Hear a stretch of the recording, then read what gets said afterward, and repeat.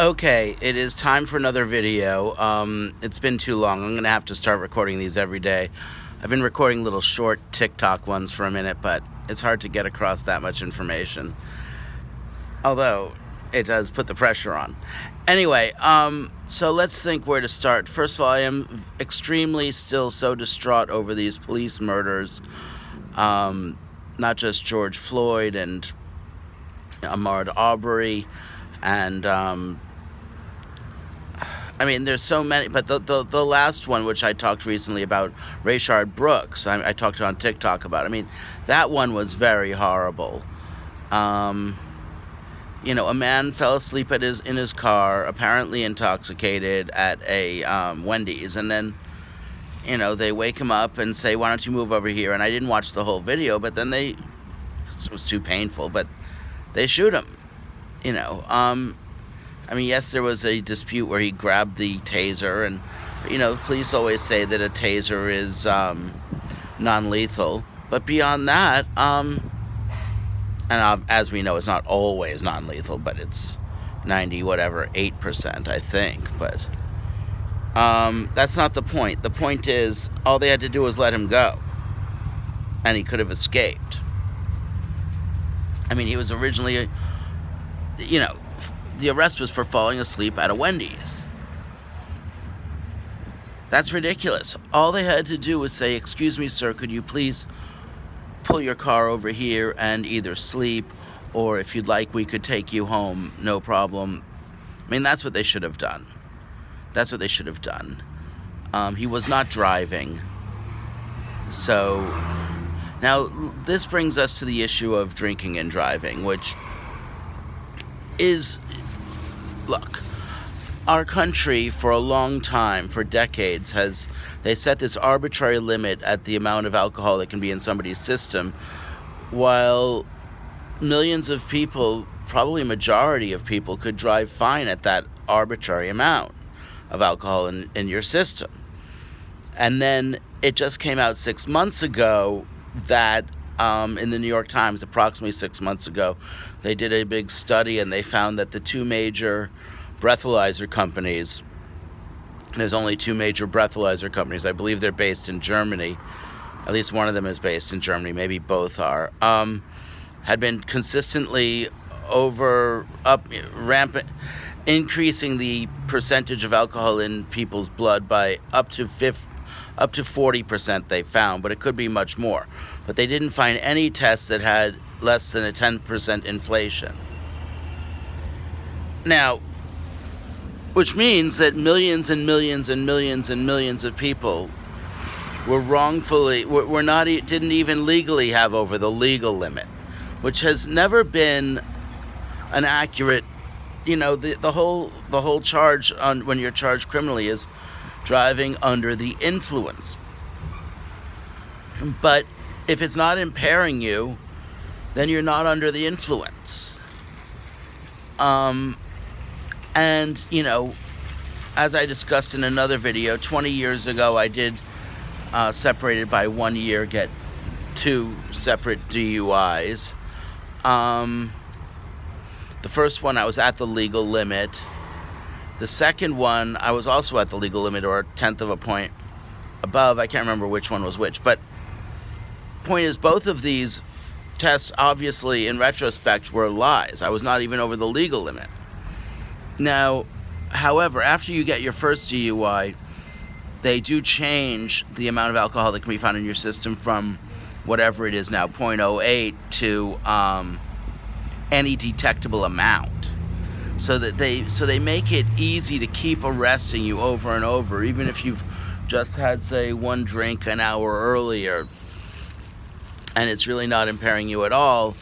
They have made it now, you know, that their laws are designed to consistently rearrest, you know, give you longer jail term sentences, higher fines. I mean, it's all become a whole money collecting thing, you know. Same with the drug war. They steal the home, they steal the boat, they steal the cars, and then make you a slave. They've even used the excuse of drugs of illegal drug dealing to say, oh, well, if you're pulled over on the road and a cop discovers you have $5,000 or $10,000 on you, they keep it. They take it from you and they keep it, and they say that you are presumed to be engaged in criminal activity. Well, it might just be you don't trust banks, and you have to get from one place to another with some money to buy something. Now, the other thing, of course, they haven't done is they haven't come out with $1,000 or $10,000 bills, which they should do to make it easy to move large amounts of money. They don't care about you being able to move large amounts of money with cash. They want to try to prevent that. This is Big Brother gone wild. They're using this drug war and the war on terrorism as an excuse to, spy on us consistently, constantly, on our phones, on our computers, on our everything. And it's ridiculous. It is insane, and it is a violation of our privacy rights and our, constitutional rights to not be followed, tapped, have our files gone through without a warrant. All of these apps that they allow you to sign up for are also violating that part of the Constitution, which, nobody should be able to follow you without a warrant. And no, you shouldn't be able to be tricked into signing something just to get an app. That's ridiculous. It's ridiculous. Some app I sign up for has no reason to download my phone contacts, my location, every video and photo I've ever taken. How dare they? How dare you, whoever you are, if you're watching and listening to this? It's outrageous. Now, but back to the issue. How would I deal with drinking and driving? Well, I think first of all, we should put breathalyzers in every car and truck, but not those that are connected to police stations. That's ridiculous, or to anyone. I don't even believe we should allow, cars to be connected, because so many times now they've discovered that you can hack into a car's internet connection and drive it. And you can certainly use these wireless remote control to unlock and lock a car, to unlock and lock any car of a certain brand now, if you just are a dedicated hacker. And those that have a button to start the car, you can start the car now. And those that are connected to the internet, you can drive the car now. And that's insane. And it's not right. And it's not safe for us. But to get back to the issue, we should have breathalyzers in every vehicle paid for by the government that are connected to the ignition. So you won't be able to drive unless you blow the correct amount, Now, obviously, as I said, and setting any breathalyzer at an arbitrary amount will block out millions, maybe a majority of people who can safely drive. But at least it won't be being used to arrest people. It'll just be being used to not allow you to drive. The other problem, of course, we have to stop these breathalyzers from inflating our blood alcohol wrongfully. And they found that throughout the software, there were many points where it was inflated, then inflated again, then inflated again, and they hid all their algorithms from everybody. But it was quite consistently the blood alcohol was inflated. So yes, I was wrongfully arrested twice, and the first time I was tortured wrongfully for half an hour by putting the handcuffs on too tight. So I have some permanent nerve damage in my thumbs still. I'm angry about that. I mean, if you want to know my position on the police, yes. I mean, of course I'm angry that they wrongfully torture, arrest, and kill people. But the main problem, and beat people, of course, that's a form of torture. But the main way that we can protect ourselves from them, I mean, yes, we need to train them not to do this. And obviously they attack black people more than white people. I mean, the number of blacks killed by whites, compared to the number of Number of blacks killed by police compared to whites is about 2.5 times. Now, that doesn't mean that every killing was wrongful, but most, yes. I mean, just until recently, they were allowed to shoot you just for fleeing, like that man Rayshard Brooks was doing.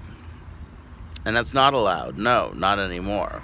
Unless the person is endangering, the standard is endangering himself or others. Himself or others.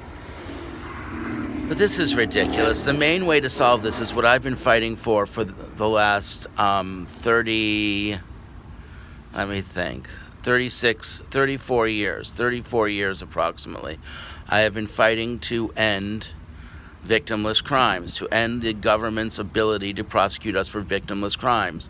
Now, in the case of drinking and driving, that would mean that the government can't prosecute you for not hurting someone.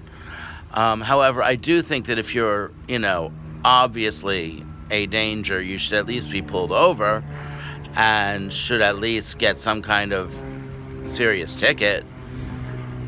If you're obviously swerving, maybe that doesn't necessitate arrest, but it certainly necessitates some kind of extreme ticket, maybe some kind of community service would be good, like cleaning the side of highways after work. I mean, there's ways that we could address this without mass incarceration, without ruining people's lives, taking away their right to drive, giving them a criminal record.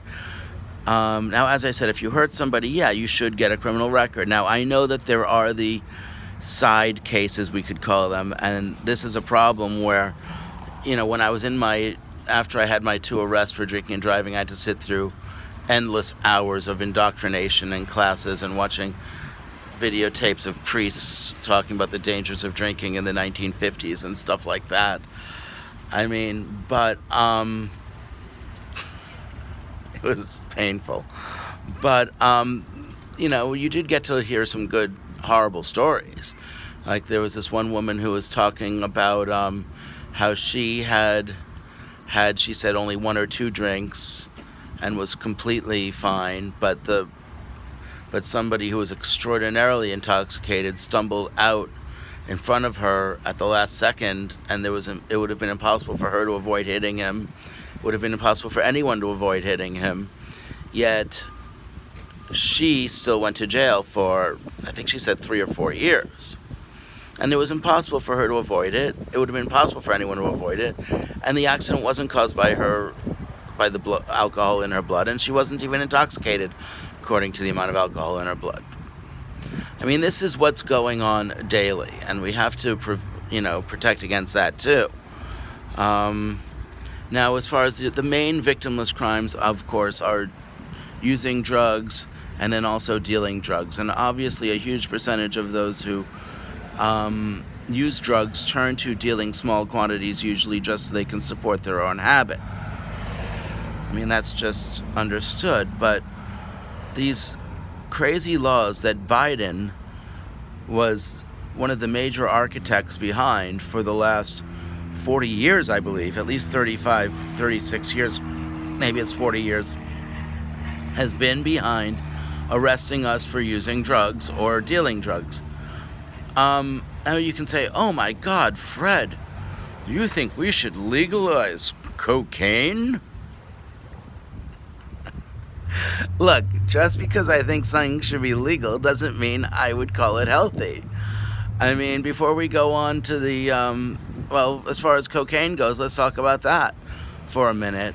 I mean, yes, many years ago, I tried it a few times out of pure curiosity. The 3rd time I tried it, I did almost die. I do not recommend. I mean, that can happen. That can happen with a lot of these drugs. It's rare, but it can happen. It almost gave me a heart attack, and I had to pound my heart to reset it. I mean, it was scary. Now, you could say, oh, well, was it really cocaine? Who knows? You never know what you're getting. That's the other problem with this, with the drugs being illegal. You have no idea ever what you're getting, and especially these days with fentanyl going around so much, you could think you're getting cocaine and you're getting fentanyl. I'm laughing because it has the opposite effect. I mean, but beyond that, I mean, you can say, oh, well, wouldn't children get their hands on cocaine? First of all, not much. And children aren't smoking cigarettes much. Children aren't using alcohol much. Are you crazy? But, you know, the main issue is, to be honest, we have this, Ritalin.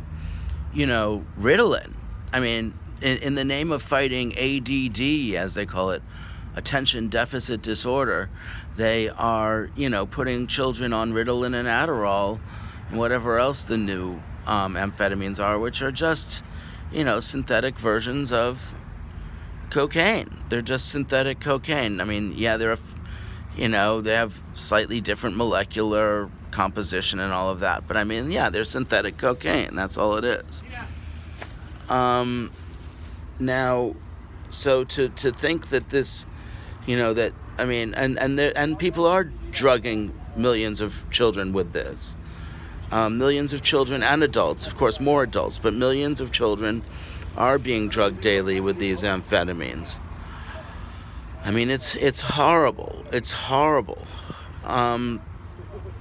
Now, as far as, the danger of these drugs, no, only a tiny percentage of people who use any drugs, of these illegal drugs, get addicted. I mean, that's just the facts. The hype was that you get addicted. The facts are that a tiny percentage get addicted. Maybe it's 2, 3, 4, 5. Hey, Mark. Hey, how are you? Good, recording a video. Okay. Maybe it's it's a tiny percentage, maybe 2, 3, 4, 5% that actually get addicted to any of these drugs. You have to have not only a predisposition to addiction, but you have to have this kind of your life has to be going pretty shitty.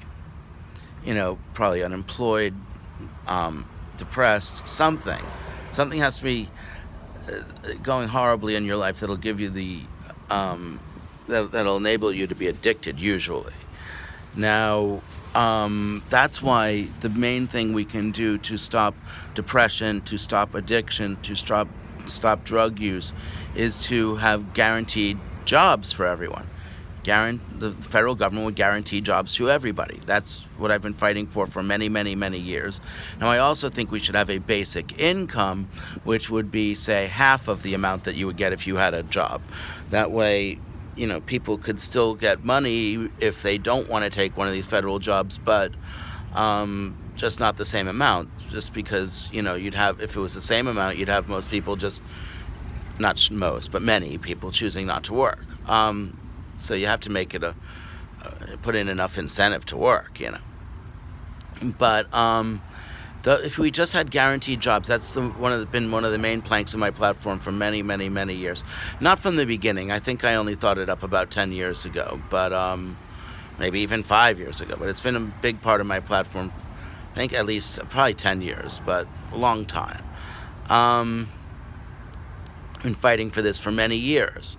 And that is the main way between having a guaranteed jobs and a basic income. That's the main way to stop people, to enable people to, first of all, meet their human rights, meet their human needs, meaning food,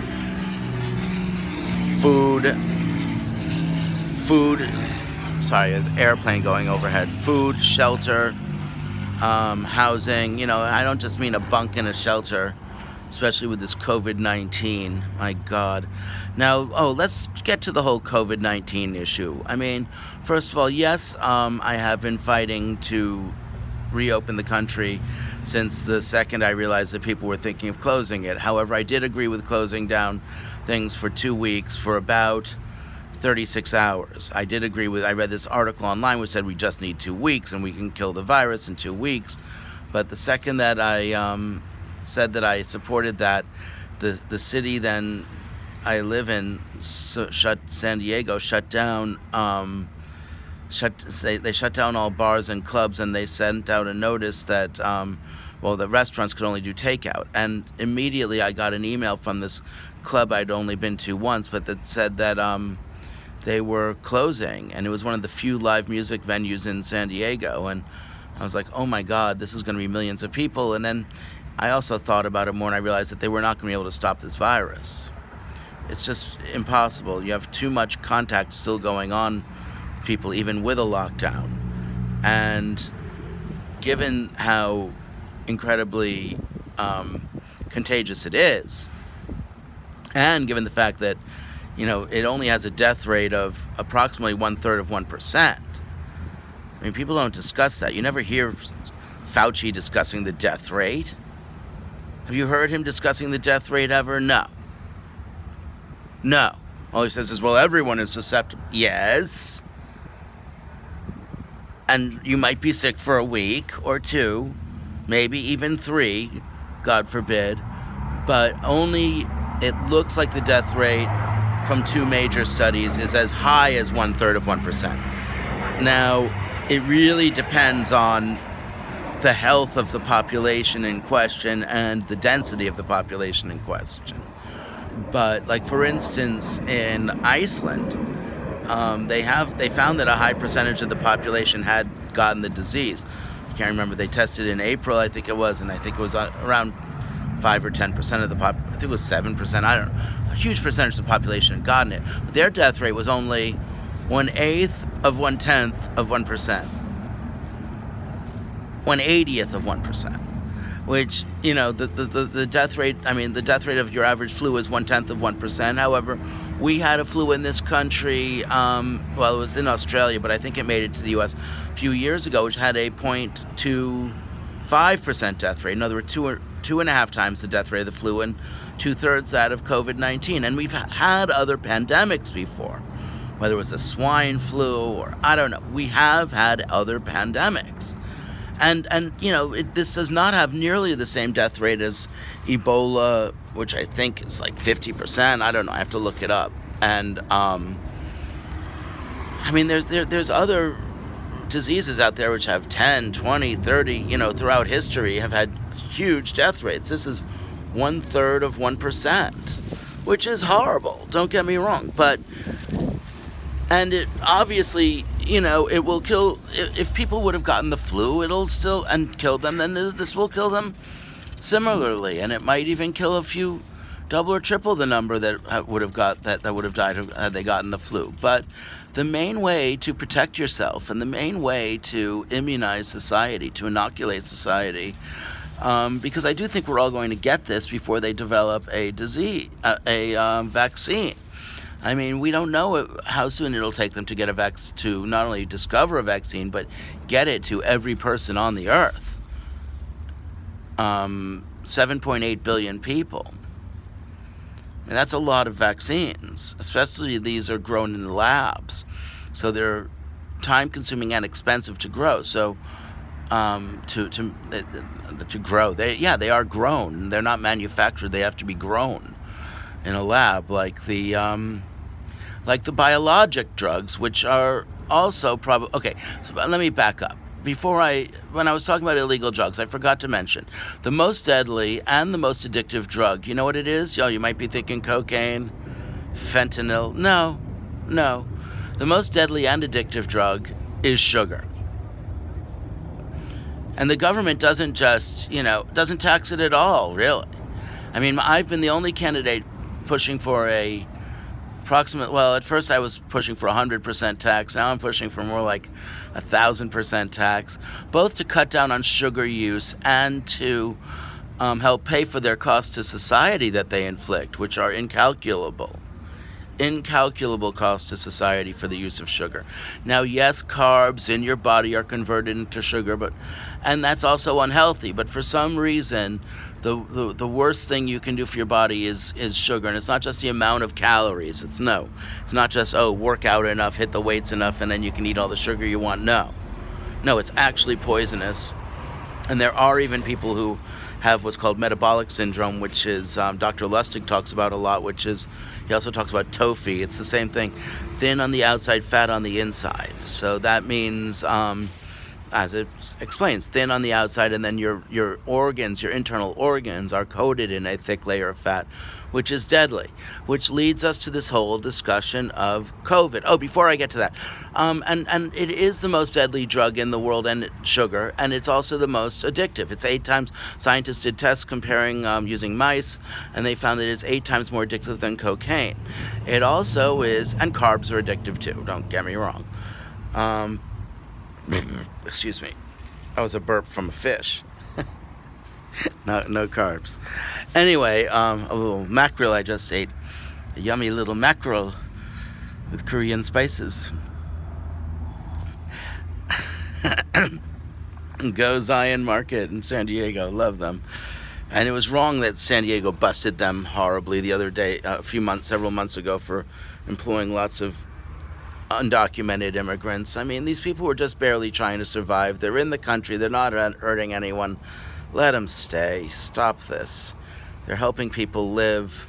They don't steal jobs. Every immigrant to America creates 1.2 jobs. So they create enough jobs for themselves and for others, on average. Including illegal immigrants, yes. Undocumented, whatever you want to call them, it doesn't matter. They are undocumented, but they deserve to have the right to make a living. Now, the U.S.'s drug war is the main cause of our refugee crisis, which is people. At one point we had over 100,000 fleeing over our southern border a month, most of them children, and then the evil Trump and his minions put them in cages and torture them in these cages. You can say, oh, though they're not torturing. Well, yes, locking children up in cages is a form of torture. Locking adults up in cages is a form of torture. That's why I want to do away with most jail. I want to free most people in jail. Well, first of all, because most are in for victimless crimes, which are unconstitutional, victimless and or consensual crimes, meaning, if I ask you to give me some cocaine and it's the same, strength and quantity I asked for, and you give it to me, and then I die, well, there is a victim, but I've killed myself. They haven't killed me. I asked them to give me something. They gave me something, and I killed myself by accident using what they gave me. Now, if someone gives you fentanyl and you ask for cocaine and then you die, well, we might. That sounds pretty criminal. But the way around that is you legalize all drugs, and then people won't want to be buying these illegal drugs because they'll be able to buy them at a CVS or a supermarket or anything. You shouldn't have to have a special license to sell drugs. No, the more we can make them prevalent and the lower the prices we can get them sold for, then the more we can do away with gangs and illegal activity, because you take away the profit motive, that takes away the illegal sales. It's very simple. And what you could say, well, how can we take away the profit motive? Marijuana in California, there's still a black market. Yeah, that's because they have too high prices and they tax them highly. The way to get rid of these the crime and the illegal sales, well, you make all sales legal, so then there's no illegal sales. But as far as you could say, well, some people want it to be tested. Yeah, fine. Then you can buy it at a store, at a legal dispensary. Fine. You want that. If you want that assurance, fine. But if you trust your buddy who's growing it in his own backyard, fine. And it should be that way with all drugs. If you trust your friend who's even, cooking up something in his kitchen, that should be legal. It just should be. Certainly growing things in your garden, but even cooking something up in your kitchen, it should just be legal. If you trust your friend, great. If you don't, fine. I mean, then you don't buy it from him. But, as I said, the main way to undercut, that would allow, you see, the problem is, making these drugs illegal, we would have much more organic drugs out there, organic homegrown drugs out there. We would have that if these drugs weren't illegal. You would have people, turning their backyard or their roof into a garden of organic drugs of various, whether it be opium or marijuana or hallucinogenic herbs and vines and roots. I mean, whatever. People should be allowed to grow these in their backyard, have a party, make a vat of some juice, special party juice, whatever you call it, I mean, that should be legal. As long as you're not hurting somebody, as Thomas Jefferson said, in his only book, and this was just a given norm. He was explaining something else. He was explaining how we shouldn't have state-imposed religion, or of any kind. But he was saying what was then accepted by our founders, by our nation's founders, as an accepted truth, which is that, quote, the legitimate powers of government extend to such acts as are injurious to others, unquote. I will say it again, but faster. The legitimate powers of government extend to such acts as are injurious to others. Meaning, if you don't hurt somebody, the government has no right to intervene. Now, as I said, we had that small exception of drinking and driving. What if you're swerving? Yeah, they should pull you off the road. That's a danger. Yes, if you're, shooting off a gun in public, yes, that's definite arrest. Even swerving badly, I mean, you should maybe be arrested, but not get a criminal record, I mean, maybe we should have, we should start having arrests without criminal records. California does that. Maybe you should get a night in jail and or a month of community service, after work. Not so you lose your job, but California, if you get say you get a DUI and then you finish your probation, you can get it expunged from your record. They don't tell you that when they're arresting you, and if you don't do it, then you can go down on your second DUI, which is for having any detectable amount, as I discussed. The reason I hadn't had my first expunged was I didn't know I could or should. Even though I'm a lawyer, I didn't know that. Another California lawyer had to tell me that. But I'm admitted in New York right now, not California. Although one of these days, probably. Anyway, what was I going to say? Now, sugar, yes, as far as it's also the most deadly drug. You know how many people all illegal drugs kill worldwide? First of all, 54 million people die a year in this world. You know how many people all illegal? 54 million. COVID-19 has killed about 500,000. They've counted. Maybe it's more like 1 million or 2 million. The normal number of people who die every year worldwide is 54 million. You know how many of those die from all illegal drug use? Meaning cocaine, heroin, fentanyl. All these, ooh, don't do that or you'll die. Do you know how many people die doing all those drugs? Want to guess? Oh, you're probably thinking, it must be at least 1 million, right? Must be at least 3 million, right? 5 million? 10 million out of 54 million deaths? And which the U.S. arrests 10 million people for a year, which they say is 25% of all.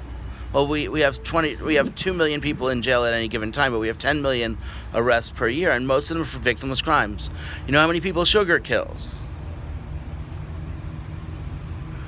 2/3 of all deaths are due to sugar consumption, meaning 36 million deaths out of the 54 million deaths a year. In the U.S., we have about 2.9 million people who die a year, or 2.8, and so in the U.S., that would mean that approximately 1.8 million of our 2.9 million deaths are due to sugar. And yes, we've had an extra 120,000 COVID-19 deaths, which means that most of those are attributable to sugar deaths. Because the scientists who describe and explain how deadly sugar is, Dr. Lustig, and he forwarded a tweet. He reposted a tweet by a cardiologist in England of Indian descent. I say that because I can't remember his name, but it was an Indian-sounding name, I think. It wasn't like Mukherjee or something. I can't remember. But anyway, and also because Indians are amazing doctors. I know so many wonderful Indian doctors. Of course, because my dad's an amazing eye doctor and became best friends with dozens of them in India and goes there every year. And I've met tons of them. I love them. And I'm going to volunteer in one of those clinics one of these days, run by some of my friends, God willing. But they have cataract clinics. Although now India is restricting the number of foreigners that can come in. I mean, all these, and now this idiocy where New York State is saying that they won't, and Connecticut, and saying that you must do a mandatory lockdown, mandatory quarantine after you enter the state if you're coming from a state that has over a 10% infection rate. Well, I have news for you. First of all, before they ever develop a vaccine, which might or might happen within, and if we're lucky, they would make 8 billion of them to distribute to the whole world within next 3 years. But long before that happens, I mean, the whole world's going to get it. That's incontrovertible and unpreventable. I will repeat, incontrovertible and unpreventable. And that's what it is. They did a test of the serology blood test they did in New York. They found that this was about a month ago, that 20% of people shopping in supermarkets tested positive for the antibodies. Now, you could make an argument maybe that's not a good sampling, but they also found, I believe, that 20% of pregnant women, it was really 21%, whatever, but 20% of pregnant women coming in to deliver babies were testing positive for the antibodies in New York. So if it's that case in one city, then obviously it spreads faster in cities. So, every major city will have, if it's 20% and it's only was in New York a few months, then, and obviously the cases have nosedived now in New York because they cut down on economic activity. But the minute you open the economic activity, then the cases will surge, of course. What we should have done from day one, well, there's a few things we should have done. I mean, first of all, I, as part of my presidential campaign, for many, many, many years have been fighting to, quote, double or triple the number of doctors and nurses. Now, in retrospect, maybe we should have done more than triple, but at least triple the number of doctors and nurses. I've been fighting to do that for many years. Now, I had read 4 years ago in a National Geographic, and I recently reread it about 6 months ago, about the danger of pandemics in the earth. And yes, the U.S. and every nation on the earth should have gotten together and been extremely prepared for this. Meaning, you want to have enough what they call PPE, personal protective equipment, masks, gowns, gloves. They should have had enough of that. We should have manufactured enough of that over the last, several decades. And obviously you have to keep remanufacturing it because after it's been in storage a certain amount of time, it disintegrates. But yes, we should have over the last several decades been making enough so that if a pandemic of this scale came around that the whole world was going to get, because it's transmitted through the air. They originally thought it was transmitted through droplets. That's why they have you wear a mask, but that's not true. It's not true. It's transmitted through the air. They call aerosol, through the air. So everyone's going to get this. There's no way around that. Now, what we can do, though, is we can protect those who are most at risk, meaning have the old people wear a mask at all times, and everybody who comes in contact with, we're talking really old people wearing a mask, or just people who have really bad immune systems. But this brings me back to what I was about to say, which I forgot to finish my train of thought about Dr. Lustig and other doctors believe that the main reason why the large number of Americans why we have even 1/3 of 1% is a high number. And they say, if you have a pre-existing condition, diabetes, obesity. Do you know what causes diabetes and obesity and heart disease? The main cause of diabetes, obesity, heart disease, cancer, sugar, eating sugar and processed foods. So, when I saw that McDonald's had an ad on TV, we are honored to have given out 10 million Happy Meals to all of the healthcare workers, helping to save lives. And they show them holding, a Happy Meal, which I believe includes, is filled with processed foods and sugar, soda. I was thinking murder. they are weakening the immune system of healthcare workers who will then get it. And because their PPE or masks weren't so good, even in some cases, they could have been getting it and spreading it. All because we didn't make enough PPE. Now, masks. Now, and that's my point of view, is we should have, what we need to go on as a society is, I mean, yes, we need to stop all these lockdowns, both in our nation and worldwide. But we need enough masks for everyone, too. I mean, N95 masks, we need enough just for the old people, really. The rest of us should just go on with our lives. And, as these doctors said, if you stop the sugar and you stop the processed foods, within a few weeks, you should be able to boost your immune system enough to survive. Meaning, if you were going to die because your diet is so crappy, because you don't know how to take care of yourself. And yes, vaping is included in that. And yes, I've done it a few times in my life, and no, I'm never going to do it again. But vaping is included in that. But because vaping is included because it's putting chemicals into your body. I mean, what you should really be eating is what they call an anti-inflammatory diet. Inflammation is the main cause of death, along with, sugar causes the inflammation, causes the death. By the way, you could say, how is sugar the cause of 2/3 of all deaths? Well, it's the main cause of diabetes, obesity, heart disease, cancer, Alzheimer's. I can't think. Probably almost any disease that there is out there. I mean, obviously, so if they say it's responsible for 2/3 of all deaths, that means that, we could potentially have, 36 more million people living a year if we go off of sugar, including the 500,000 or 1 million or 2 million that this COVID-19 has killed. The vast majority of those who would live, who are dying now would live if we went off of sugar and went off of processed foods. So what does that mean that you can eat? Well, I mean, first of all, Dr. Mark Hyman, who I loved, I mean, he had this list of things you can't eat. He would say no sugar, no dairy, no wheat, no processed foods, no chemicals, no alcohol. Yeah. So you can say, well, what can I eat? Oh my God. What can I eat? Oh, and if you're going to eat, red meat, try not to eat much red meat. Probably any. But if you're going to eat some, maybe a hamburger once a month, grass-fed, But it's not necessary. You can just have fish. Although I did have a craving for a hamburger the other day. I had 2 hamburgers, and that was the first time in about a year and a half. And then the next 2 days later, I had 2 more. Now I'm about to have 2 more, but 6 hamburgers. I'm probably not going to have them for another year, And I was sure to make sure they were grass-fed, because I don't know, for some reason the other ones are more unhealthy. I trust Dr. Hyman, but so you're saying what can you? Oh, because they're also often these meats are injected with hormones, and they're given these horrible living conditions. I mean, it's injected with chemicals. Oh my God. Anyway, you're saying, well, what can you eat on this anti-inflammatory diet?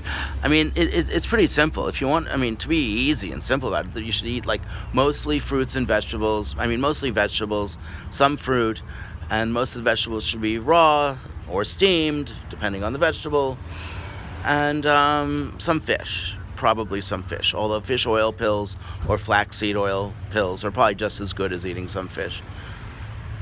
But that's how it is. Yeah, now, as far as this whole lockdown and everything, the problem isn't just that it brings economic destruction to 99.7% of the population, because 0.3% of the population refuses to eat healthy. That's what it really is you're saying that 99.7% of the population must be poor, and must be poor because 0.3% of the because people refuse, because 0.3% of the population is at risk of dying because they refuse to eat healthy. Now, obviously, it's not just 0.3 of 1% of the population that's not eating healthy. It's more like probably 70%. But the death rate is still only 1/3 of 1%. Meaning, and obviously some of these old people are going to, when you get old, at some point your immune system starts to fail. Whether it's at your 70, 80, 90, How do you prevent that? A lifetime of eating healthy and exercise, yes. But just because a certain percentage of the population refuses to eat healthy does not mean the rest of us should have to be poor. And just so you know, poverty is going to end up killing more people than this COVID-19 anyway, or either by starvation or by COVID. Because once you're homeless, then your immune system starts to fall. Or if you go into a shelter, then you're sleeping in close proximity to others in an enclosed space. If you're even if you're not starving to death, starvation will weaken your immune system enough to then be susceptible to death by COVID when you wouldn't be susceptible to death by COVID if there weren't this mass starvation. Now you can say, oh my God, well, that'll happen in other countries, but not in the USA. Well, first of all, the number of people we could be talking about dying in other countries, especially if this turns into, a grinding depression of unimaginable proportions. I mean, we already have about 1 billion people in the world on the verge of starvation. We could be looking at 1 billion people, 2 billion people starving. One of the UN organizations came out with a study saying that there's currently 125 million people starving, and it could soon go up to 250 million. But that's a very conservative estimate. And it doesn't include those who will start starving and then their immune system will be weakened. That's what in Wikipedia, in Wikipedia it talks about how the 1 billion people who are at risk of starvation, it's also at risk of death by disease due to weakened immune system due to starvation. So it's not, as I said, it's not only starving to death. But in the US, we currently, I don't know how many people we have starving now. It's probably at least 50 million. I mean, we have a nation of 330 million. We probably have at least 50 million people starving now. We have 40 million people out of work. And these numbers just increase. We have 1.5 million people out of work in the last week. Every week it's increasing by 1 million. I mean, this is going on and on and on. And the only thing more contagious than COVID, it looks like, is totalitarianism in locking us down and banning us from working, and starvation. Unemployment and starvation look like the only other things more contagious than COVID-19. Now in the U.S., we currently have, there was an article in the New York Times which said that there's 30 million students now starving in the USA. 30 million. I mean, students, children. And yes, most of them used to get their meals at school, and now they're not. 30 million children starving in the USA. Now, might they be getting 1 meal a day? Yes, that's starving. You try living on a handful of beans a day. You try living on 1 potato a day. That's called starvation. And it's horrible. Now this study in the New York Times also found that of those 30 million who are starving, the government has managed to feed 5 million. Meaning we are starving to death 25 million children right now. And how many adults? I don't know, 25, 30, 40 million. Yeah, we have food banks there, stretched to capacity. I mean, yes, we do need free food for everyone. We do need a basic income for everyone. We do need guaranteed jobs, but we also need to reopen. Now, other things we should do, though. As I said, we need, guaranteed N95 masks to everyone. At least that way, we can protect the old people. They can get them constantly. And then when we go in supermarkets, we should wear them. Yes, I agree with that. But, to say that we should wear them everywhere, no. I mean, if you're at risk, then, maybe you shouldn't be going out to a bar or to a movie theater. And I'm sure that most people who consider themselves at risk, are not going out. They wouldn't consider going to a bar with or without a mask. So just let us not wear masks if we want. I mean, there's no way to prevent this, the whole society, the whole world from getting this. Now you could say, oh, well, we want to flatten the curve so the healthcare system can get it. How about bringing the healthcare system up to speed?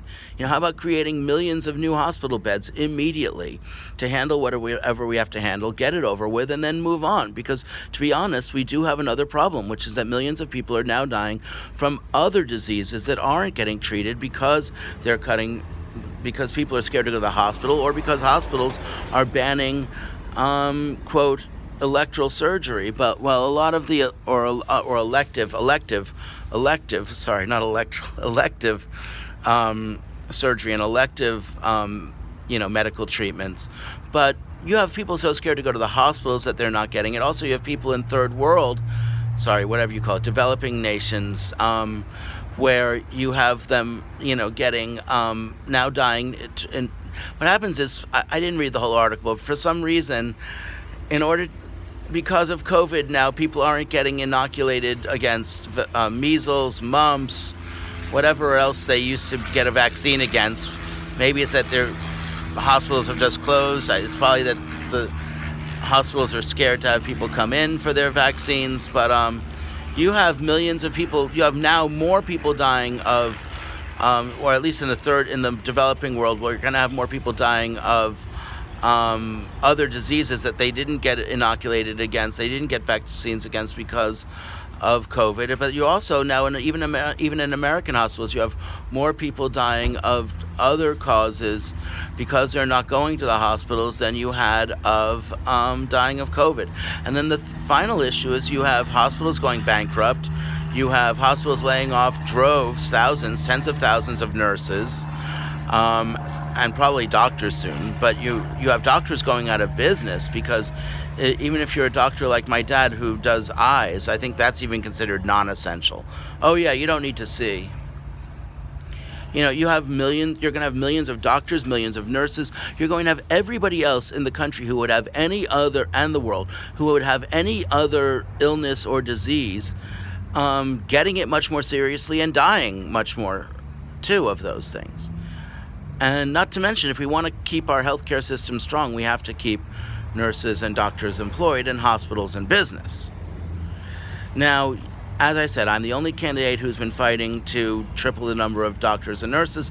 I've also been fighting, I would have manufactured trillions of N95 masks. We need to manufacture millions of oxygen machines and millions of ventilators and distribute them not only nationwide but worldwide. We constantly like to say how we're the wealthiest nation on the earth. Well, this is one, even if we don't, obviously the U.S. has let millions of people starve to death every year. I can't remember the number, but I think it's 20,000 people starve to death a day, mostly children. I have to look up these numbers again. I think it's 20,000 people starve to death a day in the U.S. I can't do the math in my head right now. I'm not that good. But, we're talking millions of deaths a year due to starvation. And the U.S. obviously didn't give a shit about these people, even though that made them more susceptible to getting and transmitting diseases. But I shouldn't say didn't give a shit, but has not risen to the occasion of feeding everyone or enabling them to feed themselves even better. But what the U.S. did do now, yes, feeding the world or enabling them to feed themselves even better enables them to be healthier. And then now we realize our health depends on their health. So this whole idea of New York City saying that they're going to close down because certain make people quarantine from certain states. I mean, if you have over, say, a 10% infection rate, I mean, that is ridiculous given that the whole country is going to get this. I mean, if you're going to have every state quarantining people from every other state, or even their own residents if they've recently been in those other states, I mean, that's going to completely cut down on all all interstate travel. And obviously they're going to I guess they'll make exceptions for those transporting goods, but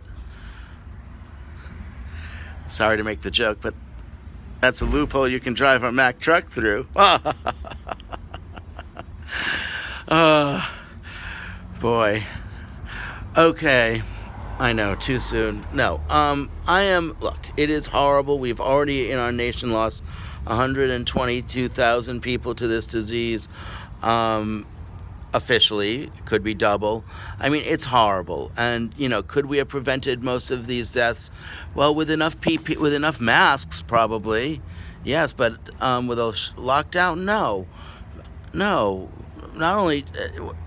no, because all it takes is one person to get through your net, and then the whole country gets it again. And at this point, we have so many millions of Americans. I mean, they are undercounting the number of people who have this disease. I can promise you that. I got tested. As I told you, I believe I had it about 3.5 months ago. I finally got my antibody test back recently. I was tested by this group that tests the does the test for the San Diego blood bank, and they had this ridiculous statement where it said I was negative for antibodies, or it said that they said I hadn't had the COVID-19, but then they said I tested positive for the short-term antibodies, positive. They said positive for the short-term antibodies. They said possibly positive for the long-term antibodies, and then and positive for another kind of coronavirus antibodies too. And then in another part of this statement, they said I tested positive for short-term, positive for long-term, and positive for the another coronavirus also. And then they even sent me the printout, which I haven't looked at, of my detailed printout. And so in any case, so they were trying to minimize by saying inconclusive. But then in another part of the print of the test, they said, no, it's not inconclusive. You have the antibodies to COVID-19 short and long term. And they say, but you didn't have it. What is their argument that I didn't have it? They said, oh, well, you also had another coronavirus, and we believe our test is faulty and reporting a false positive for your coronavirus antibodies for these other ones. To which I say bullshit. Bullshit, bullshit, bullshit. They say their test shows I have the antibodies, but they don't believe I had the disease. Really? How else do you get the antibodies? We've all been told nobody's born with these antibodies, and nobody has the antibodies by getting them from a previous coronavirus. So don't tell me I have the antibodies, I test positive for the antibodies, but I'm not immune, and that I didn't have it. They are lying. They are lying. For whatever reason they are lying, I don't know. Maybe they want to undercount the number of people who have the disease so they can give an undercount for the state so that people from California won't be banned from entering New York. Maybe it's just so that San Diego doesn't want to look bad. Maybe the company, I don't know how they think this will help their stock, but they are saying people have not had the disease when we have. They say you have the antibodies, but we believe our test is wrong, to which I call bullshit. Your test shows I have them, I have the antibodies, then I have the antibodies and I'm immune. Now, let's get to this issue now of why so many people are dying also. I'm sure you've seen the ads on TV. The other thing besides sugar and processed foods, I'm sure you've seen all these ads on TV for what they call biologics. They call them that because these are drugs that can't be manufactured. They're grown in a lab, biologically grown in a lab, and then that's why they're so expensive. They cost many multiples of those that drugs that can be just manufactured. So that's why you see them advertised on TV so much, is because they have such a high profit margin. So they are advertising for psoriasis and irritable bowel disease. These aren't diseases. These are conditions caused by an overactive immune system. Now, maybe you're born with this overactive immune system, probably, but it's also that your body is reacting to the poisons in society, and it's overreacting to the poisons in society, and you have such a strong immune system that it doesn't just that it attacks your own body, that is tricked by these poisons that you consume or inhale, whether it's through air pollution or food that you eat. So those poisons that you ingest become part of your body, and then your immune system attacks your body, thinking that it's attacking the poison. So that's what's happening. That's why, like, I have struggled with this skin problem. They call it psoriasis, but I hate that word. It's just an overactive immune system. Right here, I have some right here as my skin is cracking because I learned how to treat it through perfect diet and exercise. But when I'm not perfect, and going in the ocean every day. But when I'm not perfect, my skin does crack a bit sometimes, and but if I'm perfect, meaning perfect diet, which I describe mostly vegetables, some fish, nothing else, and exercise daily and go in the ocean daily, yes, my skin is perfect. But it's not just that. So for over decades, I've learned how to be healthy, how to treat myself using food and diet and exercise instead of medicines. Now, I didn't do this because of COVID. I did this because I didn't believe that those medicines that they were giving me were healthy. Even these cortisone creams, they weaken your skin and they can cause diabetes. And I knew that there was a problem with using medicines to treat this. And once I learned that many doctors believe it was easy to cure yourself with just proper diet and exercise and going in the ocean, I figured that out by accident. Then I started doing it daily. Now, I've grown to enjoy eating healthy and enjoy exercising and enjoy going in the ocean daily. I do, but even when it's freezing, and freezing enough to give you black and blue marks, I still enjoy myself. Now, maybe I half enjoy myself because I know I'm healing myself, but still, I enjoy myself. I enjoy it. Now, I forgot to mention, these biologics, these drugs, they treat 2 to 3% of the population has these conditions that they treat, but they account for 40 to 50% of our nation's healthcare costs, meaning approximately $200 billion a year goes towards paying for these biologics. They call them biologics, biologic drugs. Now, the problem isn't just that that we're wasting $200 billion that could be spent feeding poor people.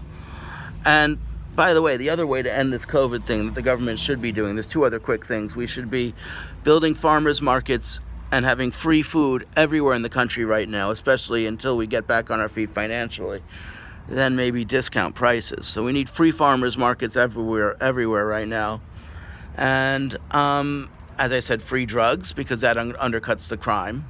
But that's not the COVID. The other thing we have to do is we have to have the banks stop collection of all mortgages, or all mortgages that people can't afford to pay right now. The banks should stop demanding that they pay. All rents, therefore all landlords could stop charging all rents. And we need to do that for, say, approximately 3 years, because we've dug ourselves into such a huge financial hole here that even if and when we get a vaccine, or even if the whole country is inoculated through herd immunity, which means that 60, 70, 80, 90% of the population gets the disease, we're still, and that'll make it much harder to transmit. But it's so contagious that you really need pretty much 100% of the population to have it, which is why you're always going to have this disease now floating around for the all future of humanity. But does that mean that we all have to be poor? I think that's not fair, and it's not right. I mean, poverty causes depression. Poverty causes homelessness. Not to mention, people who have we want to work. It's not fair to say that the whole world has to stop working, has to stop socializing, just because 1/3 of 1% of the population is going to die because people refuse to eat right. Now, granted, if people did eat right, yeah, we'd still probably have 1/10 of 1% of the population dying. Those who are over, some of those who are over 80, 90, 100. But keep in mind, people who are over 80, 90, 100, they are the most likely to die anyway. But that doesn't mean that they die if they get COVID. I mean, I think I accidentally gave it to my mom. We haven't been able to get her tested yet, but she had the sniffles and a light fever for a day,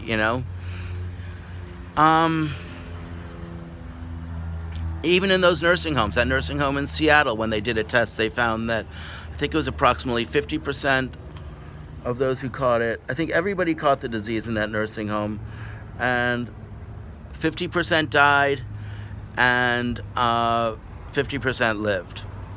So,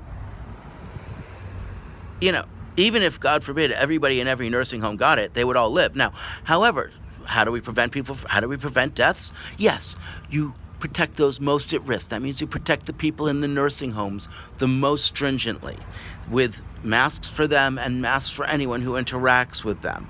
You could say, oh, well, Sweden tried your model of trying to get herd immunity, but they still had a high number of deaths. Yes, but their high number of deaths were attributable to the fact that they had the people working in the nursing home still interacting with the rest of society, and when they were interacting with the nursing home patients, they weren't even wearing masks. I read this in an article. A Swedish family was distraught to see they were only allowed to communicate with their family member by iPad, but they saw that the staff member treating them didn't have a mask on. So, yes, there's things we could do, but it doesn't have to be making everybody poor. It can be isolating those who are most at risk, having them wear masks, having those who interact with them wear masks. And that means, yes, in supermarkets, everybody wearing masks. That doesn't mean you have to stand 6 feet apart. That's based on the ridiculous concept of droplets, of it being spread by droplets. But it's mostly not spread by people sneezing. It's mostly spread by people breathing. So the masks aren't going to save you, because air still goes in and out of those masks. Now, they're called N95 masks because they capture 95% of the particles, but still 5%, or I think they did a test and found that 4% of the particles are 4%. You can still catch it. You can still catch it wearing an N95 mask. I mean, you could be wearing an N95 mask. The person you're talking to can still be wearing an N95 mask, and you'll still catch it. You can have a mask on, and you can catch it through your eyes, through the air going into your eyes. We're all going to get this. And what you can do to survive is start eating right and exercising. And yes, we have to isolate those at risk, but not the rest of us. It's just morally not right to say that the whole world has to be poor and out of work and never socialize because a tiny 1/10 of 1% of the population might die, and 3/10 of 1% of the population if they don't start eating right. That's ridiculous and not right and really horrible.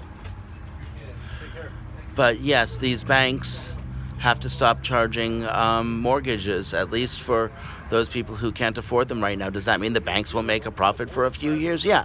The federal government's going to have to back them up on this, pay these mortgages for a few years, whatever. Or just tell the banks they're not going to earn the money for a few years, and we bailed them out, now they have to bail us out. How about that? All right, I love you all. I'll talk more about the platform later, but I need to take a break. All right, love you all. Talk to you soon. Bye.